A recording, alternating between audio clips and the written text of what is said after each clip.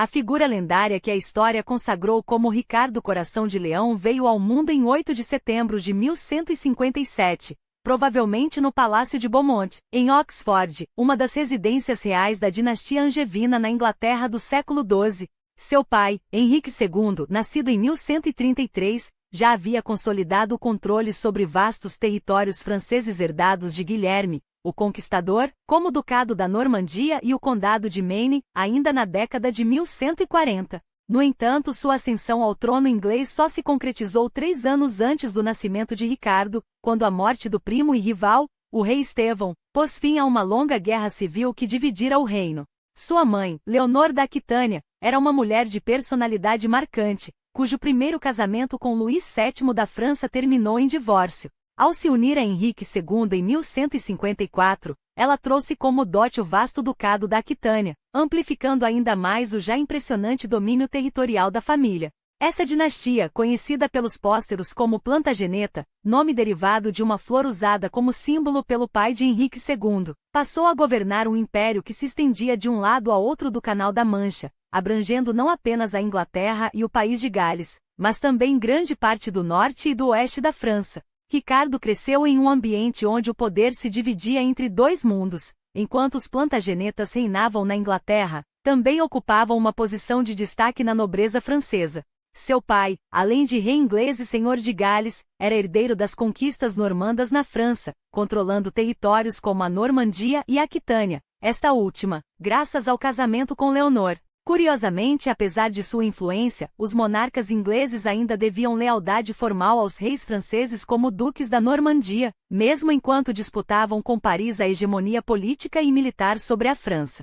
Para completar esse complexo cenário, Henrique II ainda estendeu seu domínio sobre a Irlanda durante a juventude de Ricardo, transformando o chamado Império Angevino em uma potência que se estendia da Irlanda até o centro da França. Ninguém poderia prever, porém, que o jovem Ricardo um dia herdaria a coroa. Afinal, ele tinha um irmão mais velho, Henrique, homônimo do pai, além de 2 irmãos menores, Godofredo e João, e 3 irmãs, Matilde, Leonor e Joana, cada uma com seu papel na trama familiar. Como era comum na época, a educação dos filhos ficou a cargo de Leonor, que delegou parte dessa responsabilidade a uma ama chamada Diana, cuja dedicação seria mais tarde recompensada por Ricardo com uma generosa pensão.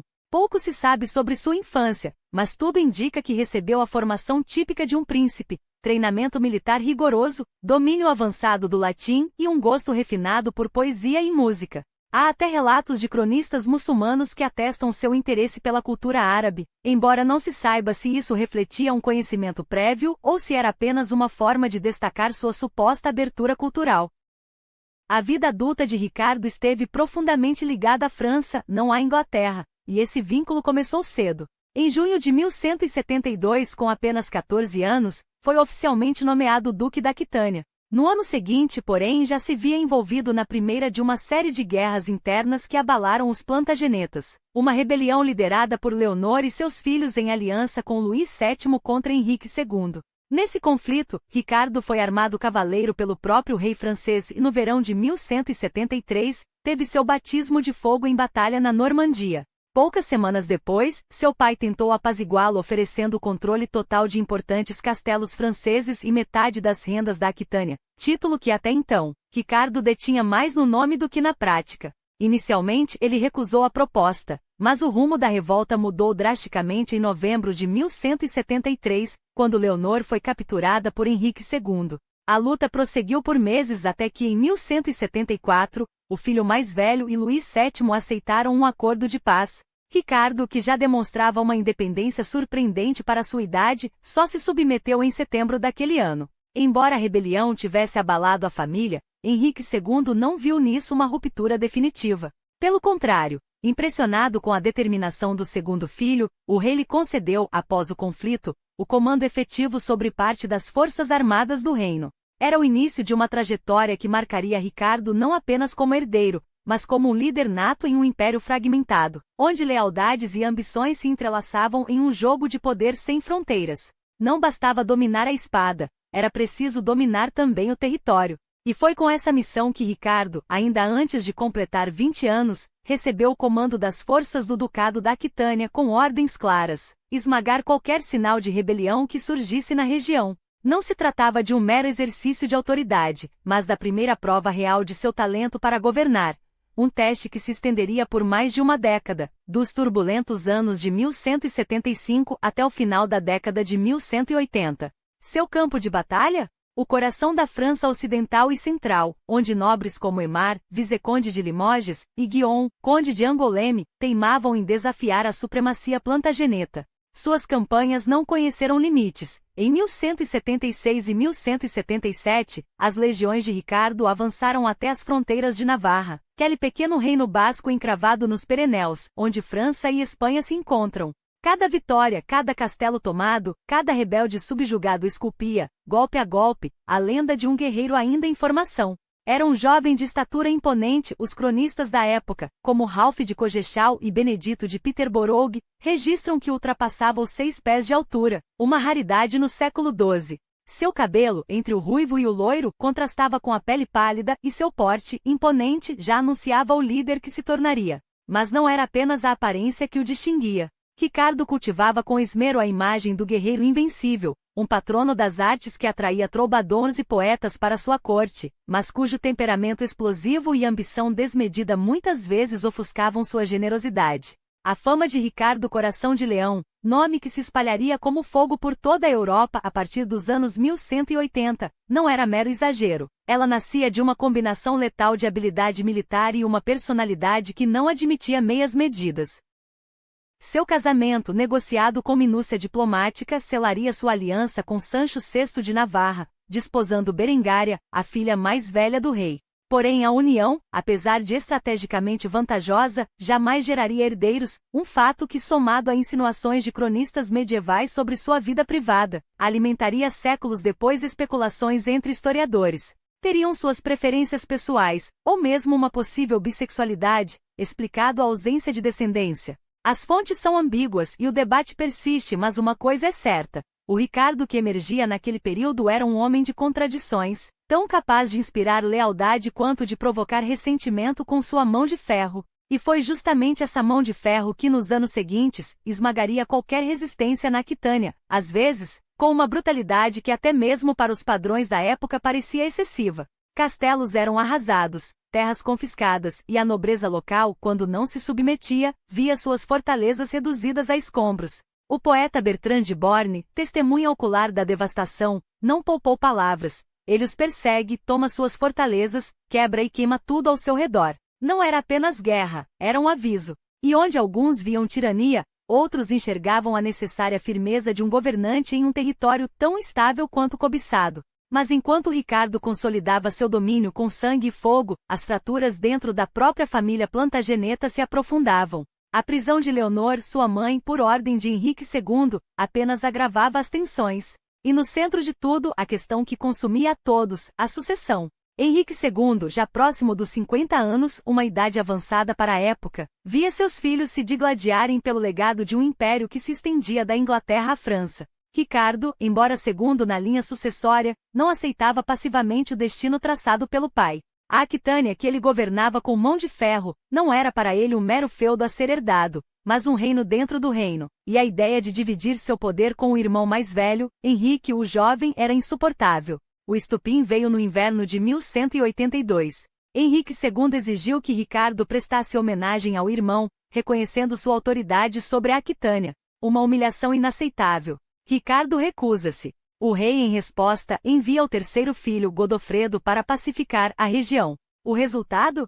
Uma nova rebelião, desta vez com Godofredo e Henrique, o Jovem, unidos contra o pai. A dinâmica familiar, já envenenada, atingia seu ápice de caos. Até que em 11 de junho de 1183, a morte muda o jogo. Henrique, o Jovem, sucumbe à desenteria em pleno conflito contra o pai. Ricardo, agora o herdeiro direto, deveria ser a peça que finalmente traria a estabilidade. Mas a natureza dos plantagenetas era outra. Em 1186, Godofredo morre em circunstâncias misteriosas durante um torneio, deixando apenas Ricardo e João, este último, o filho predileto de Henrique II em seus últimos anos.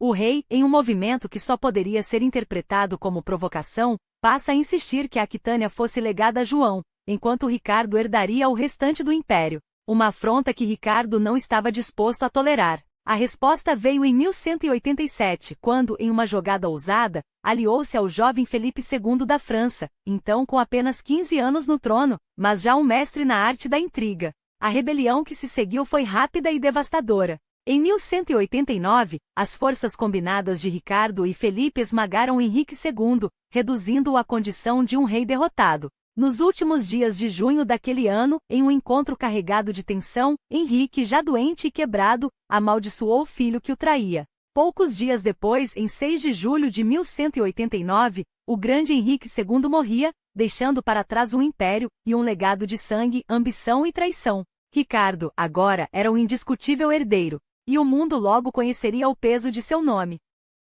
Mas o novo rei não era homem de perder tempo. Em menos de um mês após a morte de Henrique II, Ricardo já agia com a determinação implacável que marcaria seu reinado. No dia 20 de julho de 1189, foi investido como Duque da Normandia, consolidando seu controle sobre o coração estratégico do Império Angevino. E não pararia por aí. Naquele mesmo verão, cruzou o canal em uma de suas raras e breves visitas à Inglaterra, terra que ironicamente governaria por apenas 6 meses em toda a sua vida. Lá em 3 de setembro, na abadia de Westminster, a coroa foi colocada sobre sua cabeça, selando seu destino não apenas como rei, mas como monarca cujo nome ecoaria nos 4 cantos da cristandade. Pela primeira vez em mais de 15 anos de guerras civis, conflitos familiares e traições, o vasto domínio angevino parecia respirar aliviado. Ricardo, afinal, não tinha rivais à altura, exceto, talvez, seu próprio irmão João. Mas João, ambicioso porém inseguro, era uma sombra comparado ao furacão que Ricardo se tornará.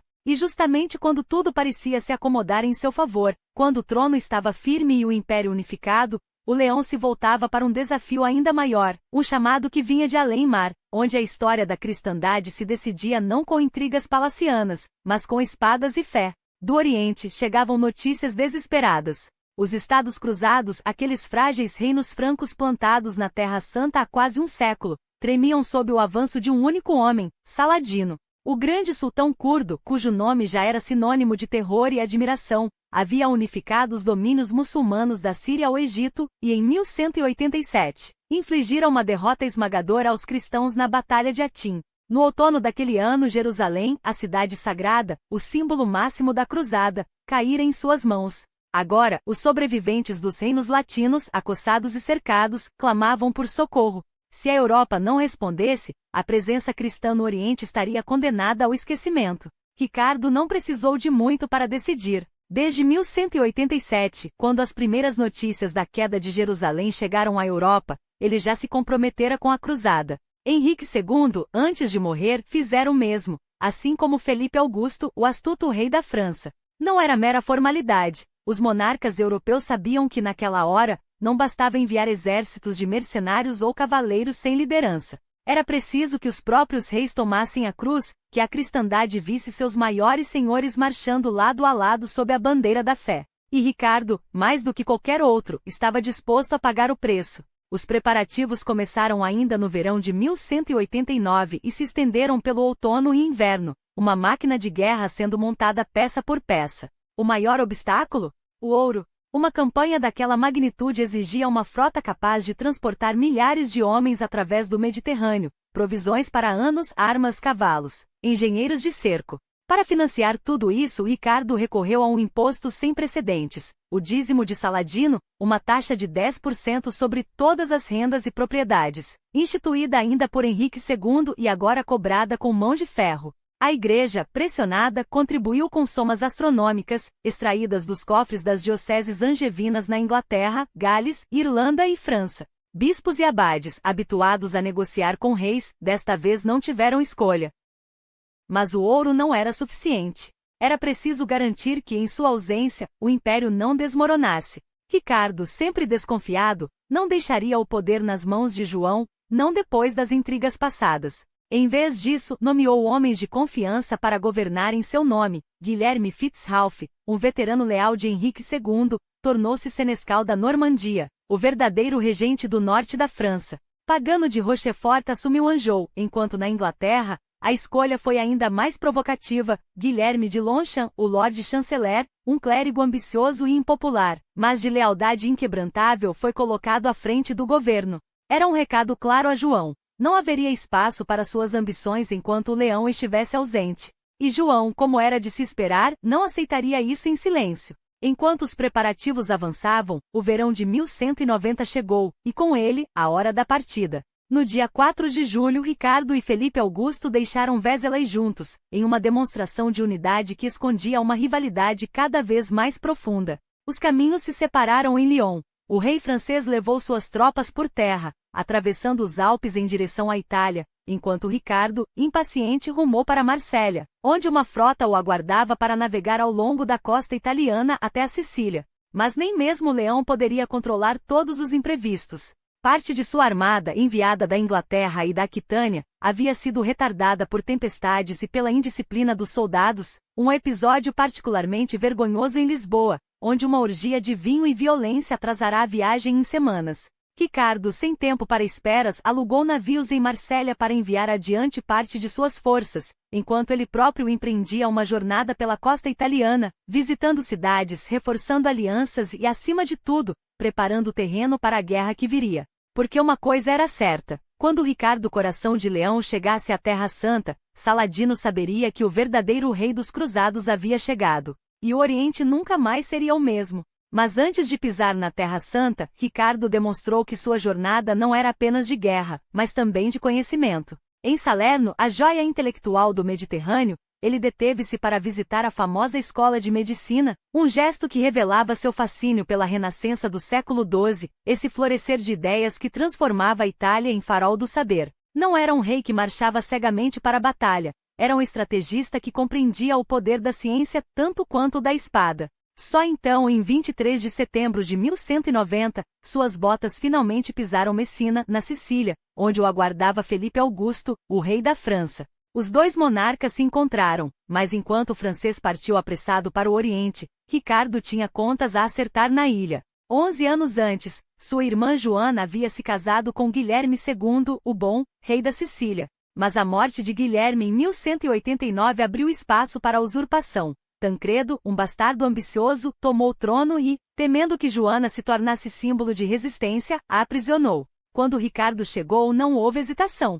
Exigiu a libertação imediata da irmã, e conseguiu. Mas a questão não terminava aí. O dote de Joana, seus bens e joias, tudo estava em disputa. Tancredo, arrogante, subestimou o leão inglês. Em outubro, as tensões explodiram. Tropas sicilianas provocaram escaramuças. Ricardo, em resposta, ordenou que seus homens desembarcassem e se preparassem para a guerra. Em 4 de outubro, o confronto foi inevitável. Messina caiu em poucas horas, arrasada pela fúria organizada dos cruzados. Tancredo, humilhado, teve que negociar, pagou uma fortuna em ouro e jurou aliança. A Sicília aprenderá, à custa de sangue e prata, que desafiar Ricardo era um erro caríssimo.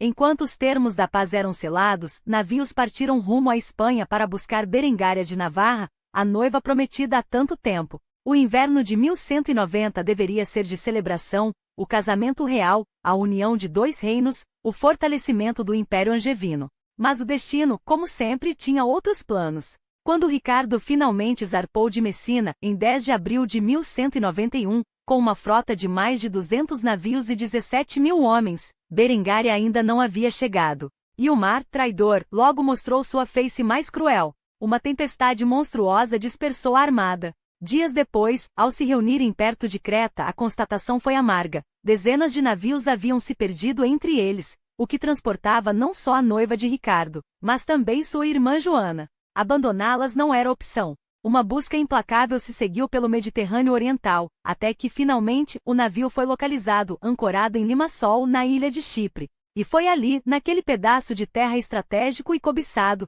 que o destino de Ricardo tomaria um rumo inesperado. Chipre, há séculos joia do Império Bizantino, agora era governada por Isaac Ducas Comneno, um homem que em sua loucura se autoproclamara imperador, um título vazio, uma afronta a Constantinopla.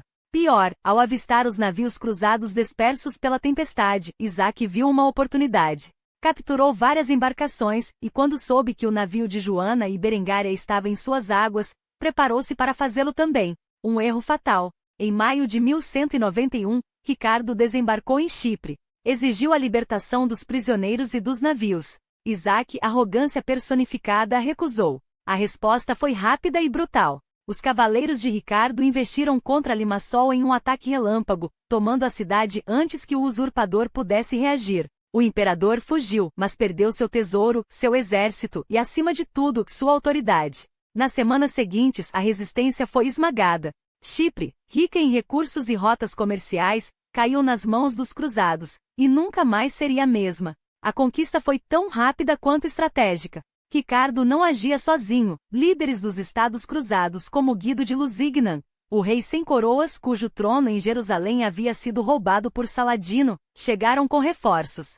Junto deles, outro nome ecoaria nos anos seguintes. Conrado de Monferrato, ambicioso e letal, disputava com Guido o direito de governar o que restava do reino de Jerusalém. 2 homens, 2 visões, um só objetivo: reconquistar a Terra Santa. Mas antes, Chipre. Até junho, a ilha estava totalmente sob controle cristão. Mais do que uma vitória militar, foi um golpe de mestre. Chipre tornaria-se um reino independente, governado pela dinastia Lusignan por séculos. Um bastião cristão no coração do Mediterrâneo até o século XV. Talvez, de toda a cruzada, essa fosse a conquista mais duradoura, um legado que nem mesmo Saladino poderia apagar. E foi ali, entre as muralhas de Limassol, que Ricardo finalmente casou-se com Berengária. A cerimônia, realizada em 12 de maio na Capela de São Jorge, foi um espetáculo de pompa e simbolismo. A união deveria selar a aliança entre Navarra e Aquitânia, expandindo ainda mais o poder angevino. Mas o futuro reservava ironias: não haveria herdeiros nem amor duradouro.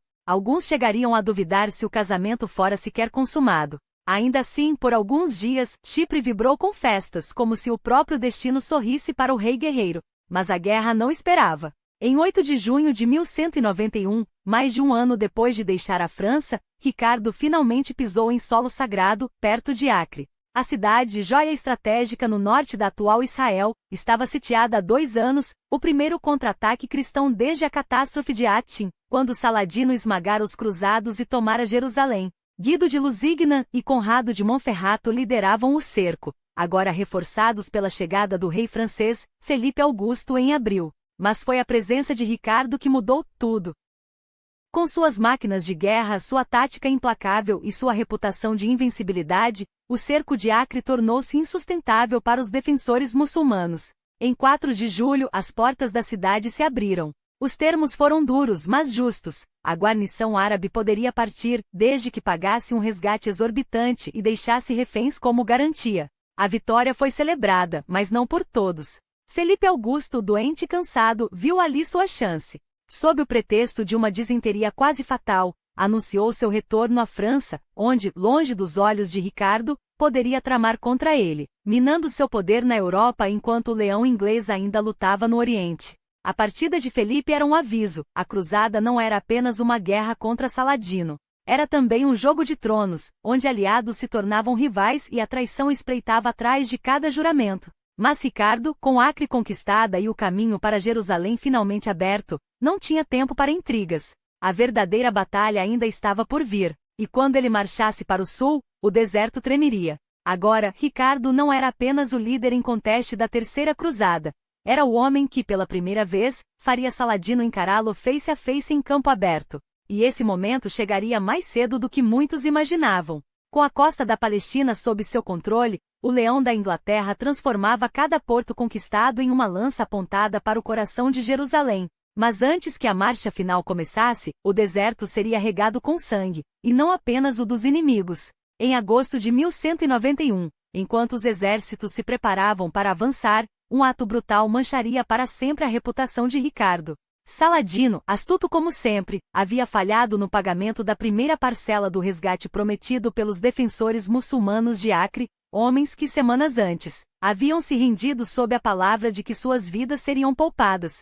Mas transportar milhares de prisioneiros pelas terras áridas com Jerusalém ainda distante e os suprimentos escassos, era um luxo que os cruzados não podiam se dar. E assim, em uma decisão que ecoaria pelos séculos, Ricardo e seus principais comandantes, entre eles Guido de Lusignano e Conrado de Monferrato, ordenaram a execução sumária de cerca de 3.000 prisioneiros muçulmanos. Não foi um massacre por prazer, mas um cálculo frio. corpos não precisam de comida, nem de guardas, nem de negociações. A mensagem era clara. A clemência tinha um preço, e Saladino acabará de aprender que Ricardo não hesitaria em cobrá-lo. Com o caminho livre de distrações, o exército cruzado partiu para o sul em 22 de agosto, ugando a linha costeira como uma serpente que se arrasta junto ao mar, sempre ao alcance das velas latinas que transportavam suprimentos e reforços.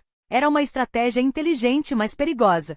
Saladino, com seus 25.000 homens, maioria cavalaria leve, ágil como o vento do deserto, não perderia a chance de sangrar os francos a cada passo. Por dias os muçulmanos atacaram em ondas, flechando as linhas cristãs, tentando provocá-las a quebrar formação. Mas Ricardo, disciplinado como um general romano, manteve seus homens unidos. Sabia que sua vantagem não estava na velocidade, mas no aço. 10.000 infantaria bem armada e 1,5 mil cavaleiros pesados, os melhores da cristandade, capazes de esmagar qualquer linha inimiga, se chegassem ao combate certo. Esse momento veio em 7 de setembro, nas planícies de Arsuf. Saladino, confiante, tentou repetir a tática que lhe dera tantas vitórias: desgastar, dispersar, aniquilar. Mas desta vez, o leão não cedeu. Quando os muçulmanos romperam as linhas cristãs no início da batalha, Ricardo esperou. Esperou até que o sol escaldante e a sede fizessem os homens de Saladino vacilarem. Então, com um rugido que parece ter sacudido a própria terra, lançou sua cavalaria pesada em 3 cargas devastadoras. Cada investida abria brechas maiores na cavalaria leve inimiga, até que, ao entardecer, o exército de Saladino se desfez como areia ao vento, fugindo para as colinas em debandada. Os números exatos se perderam no tempo, mas estimativas falam em 5 ou 6 mil muçulmanos mortos, contra menos de 1.000 cruzados. Arsuf não foi apenas uma vitória, foi um anúncio. Ricardo havia provado que em campo aberto nem mesmo o sultão mais temido do Oriente poderia detê-lo. 3 dias depois, Jaffa caía sem resistência. Saladino, em um gesto de desespero estratégico, ordenara a demolição de suas muralhas, um presente envenenado. A cidade estava nas mãos dos cruzados, mas agora precisavam reconstruí-la, gastando semanas preciosas enquanto o inverno se aproximava. Foi ali, entre as ruínas de Jaffa, que Ricardo começou a vislumbrar a verdadeira chave para vencer a guerra, não Jerusalém, mas o Egito. Cairo, o coração do poder de Saladino. Cortá-lo pela raiz, como um cirurgião que extirpa o tumor para salvar o corpo. Uma estratégia tão ousada que décadas depois, os cruzados do século XIII a adotariam como seu último grande plano. Mas em 1191, os barões da Terra Santa Guido, Conrado e seus aliados, ainda sonhavam com a glória imediata de libertar a Cidade Santa. E assim, contra sua própria visão, Ricardo viu-se arrastado para uma campanha de castelos e fortalezas, consolidando o caminho para Jerusalém enquanto o tempo e a paciência se esvaíam. Até que o inverno chegou, e com ele, a realidade. Em janeiro de 1192, Ricardo estava em Ascalon, planejando transformar a cidade em uma fortaleza que estrangularia as rotas de caravanas entre Síria e Egito. Mas onde deveria haver unidade, havia discórdia. Os barões brigavam por dinheiro, os mercadores italianos, cujos navios e ouro sustentavam a cruzada, exigiam garantias, e cada decisão virava uma batalha política. Pior, notícias de além-mar chegavam como veneno.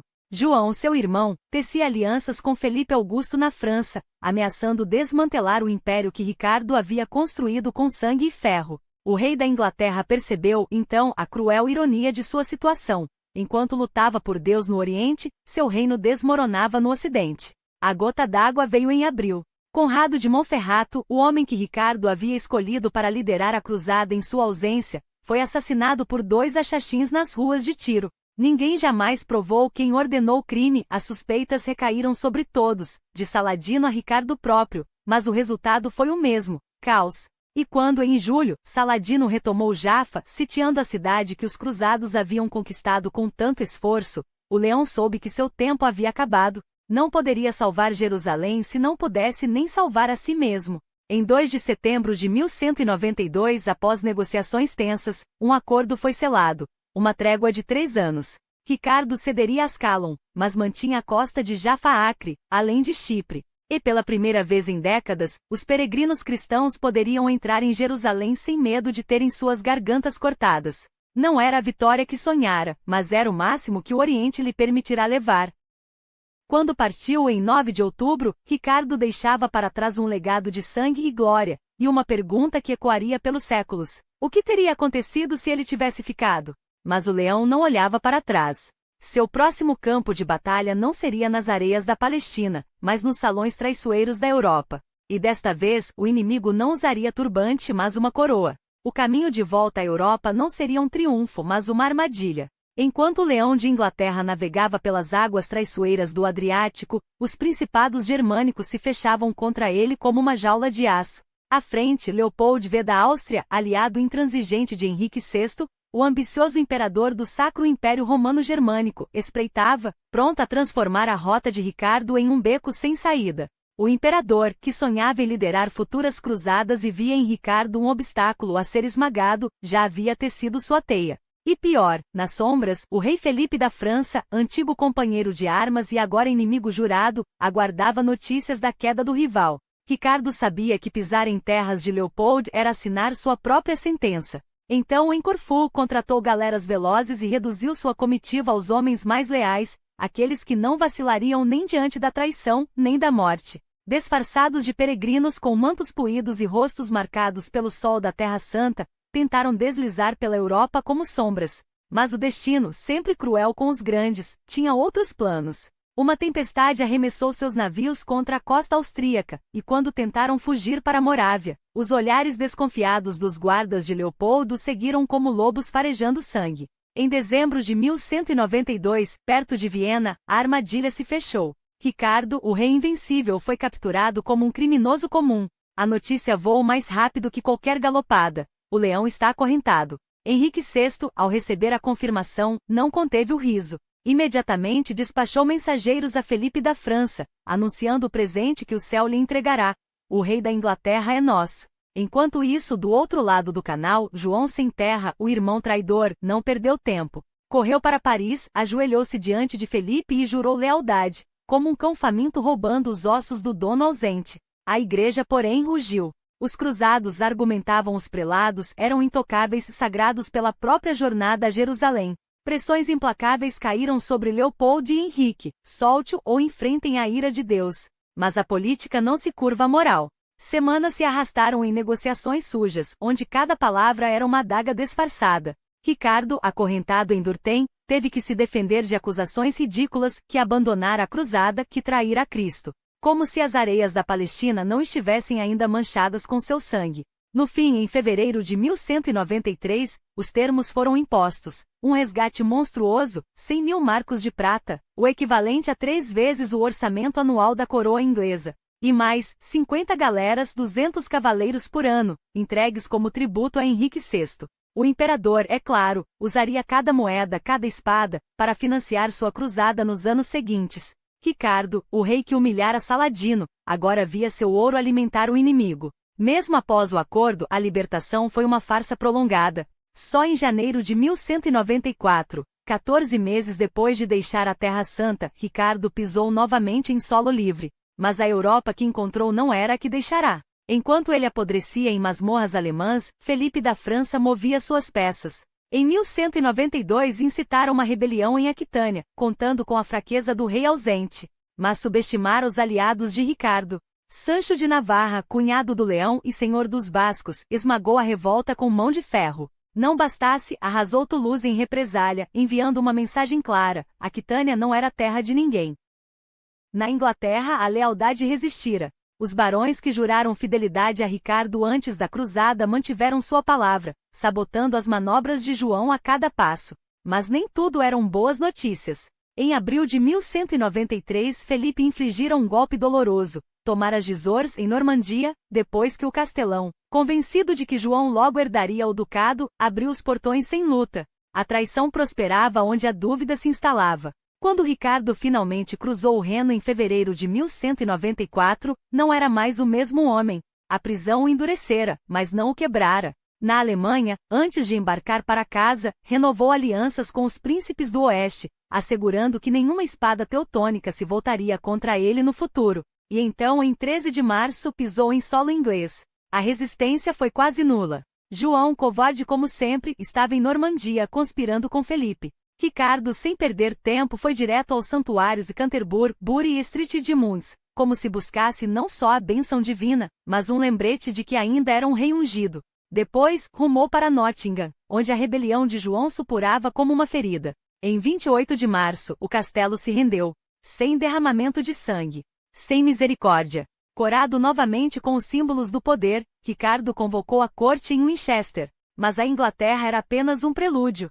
Seu verdadeiro reino e sua verdadeira guerra estavam além do mar. Em maio partiu para a Normandia, deixando Hubert Walter, seu cruzado de confiança e agora arcebispo de Canterbury, como regente. Nunca mais voltaria à terra que o coroara. Porque a França era outra história. João, ao ver o irmão se aproximar, não teve estômago para a luta. Correu, suplicou perdão, jurou lealdade com lágrimas de crocodilo. Ricardo, com um sorriso que escondia anos de ódio, perdoou-o não por clemência, mas porque um irmão ajoelhado era mais útil que um irmão morto. Felipe, porém, não era tão fraco. Normandia estava infestada de tropas francesas, e cada fortaleza, cada vila, era uma faca apontada para o coração do ducado. Mas Ricardo não viera para negociar. Em questão de semanas, reconquistou Tours. Depois, varreu o Vale do Loire como um incêndio. Até julho, Aquitânia estava de volta às suas mãos. Taillebourg, Montmorency, La Chantry, uma após outra, as cidades caíram. Em 3 meses, o que Felipe e João haviam roubado foi recuperado com juros. No entanto, a vitória tinha gosto de cinza. Normandia, embora reconquistada, tremia como um castelo de cartas. E Ricardo sabia, cada fortaleza que deixava para trás, cada guarnição francesa que não esmagava de vez, era uma semente de nova traição. O jogo estava longe de terminar. Na verdade, mal começara. Mas a guerra não se contentava com pausas. Ela respirava entre um golpe e outro, como um predador que se prepara para o bote final. O verão de 1194 trouxe consigo uma trégua envenenada. As cidades ainda sob o punho de Felipe permaneceriam suas até o inverno seguinte, enquanto Ricardo, em troca, ganhava 15 meses de respiro. À primeira vista, um acordo equilibrado. Felipe ganhava tempo para recalcular suas jogadas, agora que a fantasia de entronizar João como rei da Inglaterra desmoronava como areia entre os dedos. Ricardo, por sua vez, teria o espaço necessário para esmagar os traidores que haviam se ajoelhado a João, para consolidar um reino que, apesar de reconquistado, ainda tremia sob o peso das dúvidas. Mas tréguas entre leões e lobos não duram. Antes mesmo que o inverno de 1195 chegasse, as fronteiras voltaram a sangrar. Escaramuças aqui, emboscadas ali, a paz era apenas a máscara que cobria o ódio. E quando o verão de 1195 irrompeu, a guerra voltou com fúria redobrada. Desta vez, Ricardo não se espalhou. Concentrou suas forças como um punhal apontado para o coração da França, o Iver e o Belre, terras estratégicas que, se caíssem, sufocariam Felipe em seu próprio reino.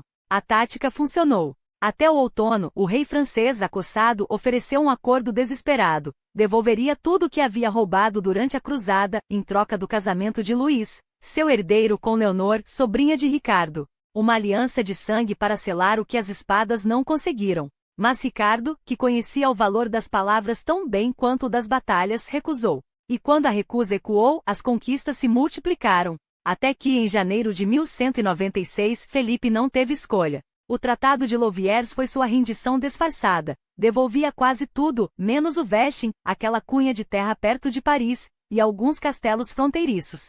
Uma vitória que no papel parecia definitiva. Mas a guerra, como um incêndio, apenas mudava de direção. Porque 1196 trouxe uma nova ameaça. Felipe, astuto, teceu uma teia de alianças para estrangular Ricardo onde ele era mais vulnerável, no mar. Condes de Flandres, Ponthieu e Bolonha, unidos à Bretanha, fecharam o canal em torno da garganta inglesa. Bloquearam rotas, sufocaram suprimentos, transformaram o comércio em arma. Ricardo, porém, não era homem de se curvar a cerco. Invadiu a Bretanha, quebrou a resistência com fogo e aço, e então fez o que melhor sabia. Virou o jogo contra seus inimigos.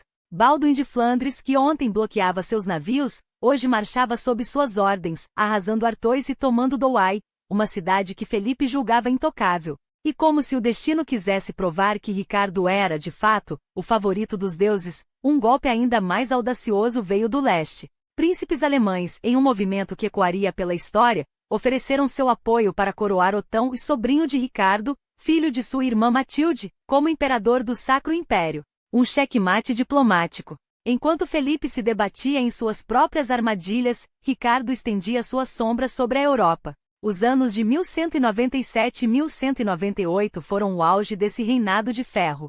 Mas a história cruel não concede finais felizes aos grandes. No outono de 1198, Ricardo voltou seus olhos para o Vexin, aquela última espinha cravada em seu domínio. Felipe, pressionado por Flandres ao nordeste e por Ricardo ao oeste, quase morreu 2 vezes na campanha, uma delas, afogado em seu próprio pânico. Quando a poeira baixou, o Vexin era dele novamente. Todas as terras perdidas na cruzada recuperadas. Todos os castelos reconstruídos. E entre eles o Chantal-Gaillard erguer-se-ia como monumento ao seu gênio, 95 quilômetros a noroeste de Paris, uma fortaleza tão imponente que parecia desafiar o próprio tempo. Junto a isso, Portsmouth florescia como nunca. Portos, muralhas, uma máquina de guerra e comércio que só um homem como Ricardo poderia ter imaginado. Era, talvez, o único legado administrativo de um rei que governara mais com a espada do que com pergaminhos. Um legado que, ironicamente, seria seu epitáfio. Porque a paz, quando finalmente chegou em janeiro de 1199, veio com o selo do Papa Inocêncio III, uma trégua de 5 anos, um suspiro de alívio para 2 reinos exaustos. Mas o destino, como sempre, tinha outros planos. Em 26 de março daquele mesmo ano, enquanto esmagava uma rebelião insignificante em Limoges, um mero Viconte Aimar V, que ousara desafiá-lo, um virote de bestas o atingiu. Um ferimento que em outra época poderia ser um arranhão. Mas a gangrena não perdoa. 11 dias depois, aos 41 anos, Ricardo, o Leão, o Cruzado, o Rei Guerreiro, morreu. Não em uma batalha épica, não diante de exércitos inimigos, mas por uma flecha aleatória, em uma terra que nem sequer era seu principal palco. Foi enterrado em Fontevraude, onde sua mãe, Leonor, já descansava. E assim como ela, deixou para trás um império e um irmão. João, o usurpador, o traidor, o homem que Ricardo jamais teria escolhido se a morte lhe desse opção. Mas a coroa não pergunta. Ela cai sobre quem estiver mais perto. E quando João subiu ao trono, a França de Felipe Augusto sorriu. Porque o Tratado de Le Gaulet em 1200 não passava de uma farsa. João, em troca do reconhecimento de suas terras, ajoelhou-se e chamou Felipe de senhor. Um gesto que selaria o destino da Aquitânia. Nos anos que se seguiram, o que Ricardo havia conquistado com sangue, Felipe reconquistaria com astúcia. Pedra por pedra, cidade por cidade, o Império Angevino desmoronaria, até que no século XVI, nada restaria daqueles dias de glória. Até mesmo além-mar, onde Ricardo sonhara com um reino cristão eterno, a vitória foi efêmera. Jerusalém, sua obsessão, cairia novamente em 1244. Trípoli, em 1289. Acre, em 1291, exatamente um século depois que ele pisara naquelas areias, crente de que seu nome seria lembrado como o libertador da Terra Santa. A história, no entanto, tem uma ironia cruel. Ricardo não salvou Jerusalém. Não segurou a França. Mas seu mito, esse sim, sobreviveu. Porque homens como ele não são medidos por terras ou tratados, mas pelo fogo que deixam para trás. E enquanto houver quem conte suas batalhas, o leão não morrerá. O que muitos esquecem é que se a causa cruzada não se apagou de vez nas Terras Santas, foi em grande parte graças aos esforços de Ricardo. Aqueles reinos cristãos, já cambaleantes sob o peso das derrotas, resistiram um século a mais porque um homem se recusou a aceitar seu fim. E esse homem não era um rei qualquer. Era Ricardo Coração de Leão, um dos monarcas mais celebrados da Inglaterra, um título curioso, se considerarmos que seu reinado durou apenas 10 anos. Metade deles passados longe das Ilhas Britânicas, entre a Sicília, Chipre, a Terra Santa e a Alemanha. Mas foi justamente nesse período de ausência que ele forjou a lenda que o imortalizaria. Por 2 anos, Ricardo liderou a resistência cruzada em um momento em que os estados cristãos sangravam sob os golpes de Saladino. Depois de décadas de retrocessos, desde o desastre da Segunda Cruzada até a queda de Jerusalém, ele surgiu como o primeiro comandante a infligir derrotas significativas ao sultão, reconquistando territórios que pareciam perdidos para sempre. Não é à toa que desde o século XII, cronistas e historiadores o pintaram como o antídoto à sombra de Saladino, um guerreiro destemido cujo próprio apelido, Coração de Leão, já era um manifesto de coragem. E o contraste com seu irmão João, o ambicioso e traiçoeiro, que conspirava com os franceses enquanto Ricardo lutava no Oriente, só fez sua aura brilhar ainda mais. Mas a história, como sempre, é mais complexa do que o mito. As críticas modernas a Ricardo não são infundadas. Seu reinado foi uma sucessão de guerras, um padrão que começou antes mesmo de sua coroação, nos conflitos com o pai, e se estendeu pela cruzada, pela prisão na Alemanha e pelas batalhas na França. Poderia ele ter evitado tanto derramamento de sangue? Talvez. Afinal, a paz com Felipe Augusto era negociável, se Ricardo estivesse disposto a ceder algumas fortalezas. Mas esse não era o jogo que ele jogava. Para um rei da Idade Média, a guerra não era um último recurso, era a própria essência do poder. E o que sobrou desse reinado além das batalhas? Castelos construídos para a defesa, não para a glória, impostos arrecadados para financiar exércitos, não para desenvolver o reino, uma administração que funcionava, mas não inovava. Ricardo não reformou a justiça, não criou sistemas de governo que transcendessem sua era. Seu legado, em termos práticos, é magro. Mas aqui está o paradoxo. Foi exatamente essa obsessão pela guerra que o tornou indispensável. Quando ele chegou ao Oriente, os cruzados estavam à beira do colapso. Quando partiu, em 1192, o que restava dos reinos cristãos respirava aliviado, e sobreviveria por mais um século. Não é pouco para um homem que muitos chamam de rei ausente. Talvez a verdade sobre Ricardo Coração de Leão esteja nesse equilíbrio precário. Sim, ele poderia ter sido mais.